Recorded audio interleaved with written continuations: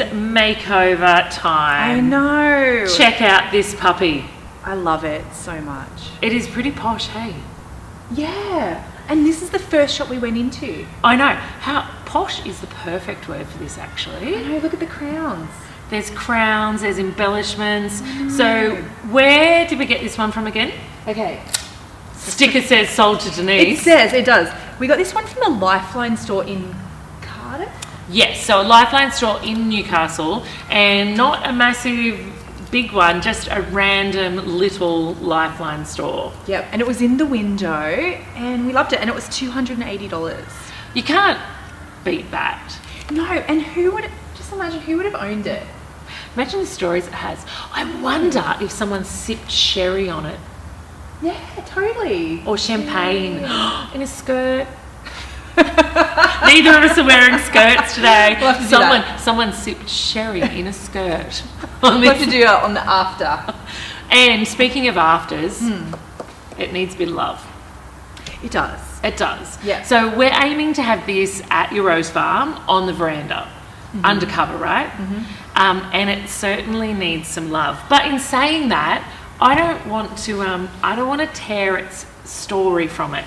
I want to keep as much of, like, I like this fabric. I do too. It's really, really pretty. I'm so glad you said that. But thanks. Yeah. But in saying that, lean back on your chair for a minute. I know, it's not comfortable. It feels like it's made of cardboard. I think it's probably like horsehair.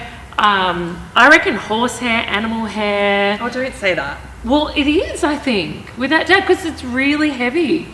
I was going to say, can we unzip it, but I don't want to. No, so that you can tell this is the original, because when they originally made these sorts, they didn't have zippers. Like, they stuffed it and then sealed it. Oh, wow. So you can tell that this is the actual original fabric from years and years and decades ago. So my plan for this one is that I'm going to keep these bases, because these bases are actually attached, so the upholstery is actually attached. So it would be quite a big endeavour if we did want to get rid of this fabric, which I don't. But I do want to make it a little more comfortable when you go to sit back. So I found a local upholsterer. They're going to make me some new, larger, thicker back cushions, and I'm going to make it in one of these many neutral, natural fabrics. So they don't have to match to this fabric, they just need to talk to it. And so this means that will be deeper, more cushy, nicer to sit on. Cool? All right. Tick number 1. Number 2. Yeah. We need to freshen up. Yeah. We need to freshen up this timber. Yeah. So I'm actually, the colourways that we've chosen for the Rose Farm, you know, we've talked about sage greens, we've talked about whites, we've talked about beautiful blush pinks. If anything with a little bit of, funnily enough, like a rose feel to them. Roses? Rose! And florals. And so what I'm actually planning for this is quite a detailed makeover. So we're not just going to spray paint the entire thing white. I think it'll be cold, it'll be clinical. I actually want to give it that little bit of an aged feel, that little bit of a lived in and really, really considered. So I think we might need to get started. We've got a lot of work ahead of us. Oh my God. Can't wait to see it. All right, let's get going. The first thing we need to do is remove the old cushions and start to clean down the lounge. This can take some time, and I find one of the best ways to get into all those detailed areas is with a big old paintbrush or even a banister brush from a dustpan and brush set, because there is decades and decades of dirt on this lounge. Once you've done with that, make sure you wipe it down with clean and dry cloths. Next, it's time to protect the fabric that we're keeping on these bases.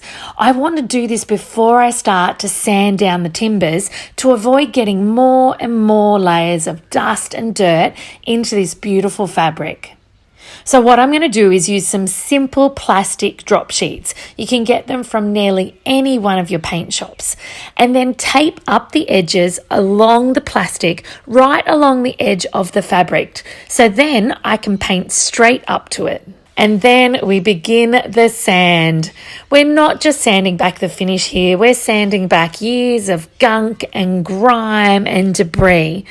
I do like sanding with a sanding pad. I just find it easier on my hands. And I'm starting off with a coarse grade one, and then I'll move to a finer one. Once your sanding is done, it is time to get rid of that dust and wipe everything down again with a clean dry rag.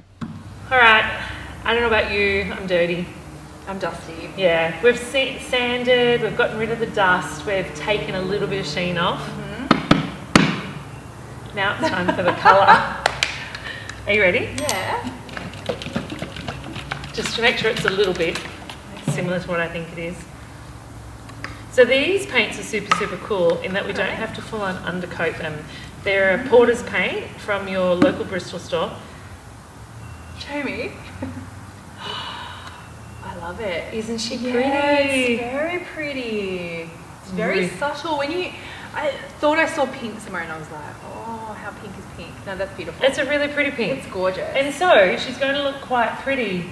Yeah. But we're not just going to be having the plain pink. So we're going to do one coat of the pink, and then I'm actually going to be doing a diluted rub of white over the top. Okay? Yeah. All right, let me decant some of this and then we can get started. Okay. Are you sure you're cool? Yeah, it's beautiful. It's actually got a tinge of lilac to it, I think. That's lovely. Very pretty. It is. Naturally, before you start to paint, you have to stir, and stir again. I'm using a Porter's chalk emulsion paint, and the colour is called Pretty in Pink, which I think is just fitting. So I'm going to decant this paint into 2 smaller buckets so Denise and I can work really efficiently and not have to share the one paint pot. One of the beauties of Porter's chalk emulsion is that you don't need to pre-prime or undercoat most of the surfaces. I can go straight in with the pink. But make sure before you undertake any of your tasks that you read the instructions on the back of the tin really carefully, because they're always a great guide of what you need to be doing. I was only going to do 1 coat of this pink before I went in with the detail whitewash, but this pink really needs some more depth, so I'm going to go again. Now, once that first coat is dry, I do like to give it a very fine sand. So this helps smooth away any of the areas that you maybe didn't do a great job of, or any little runs that snuck in when you weren't looking. The best thing about paint though, guys, is that if you don't like it, or you make a mess, or you don't do it as well as you wanted to the first time, you can easily fix it. Now for the second coat. I'm wanting to try a thick nap mini roller on the flat areas and on the rattan backing, as I'm wanting to minimize the brush strokes and get a really even finish across the rattan as well as the backs and the arms. I am still going to have to use a brush for those tricky areas though.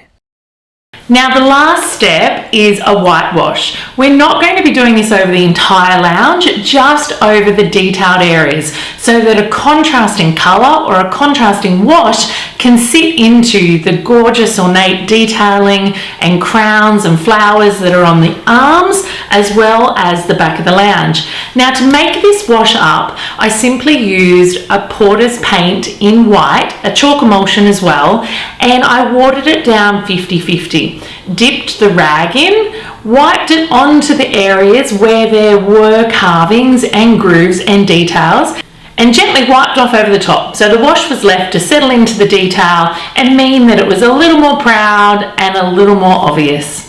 Once all the coatings are done and dusted, it is time for some wax to protect the finish.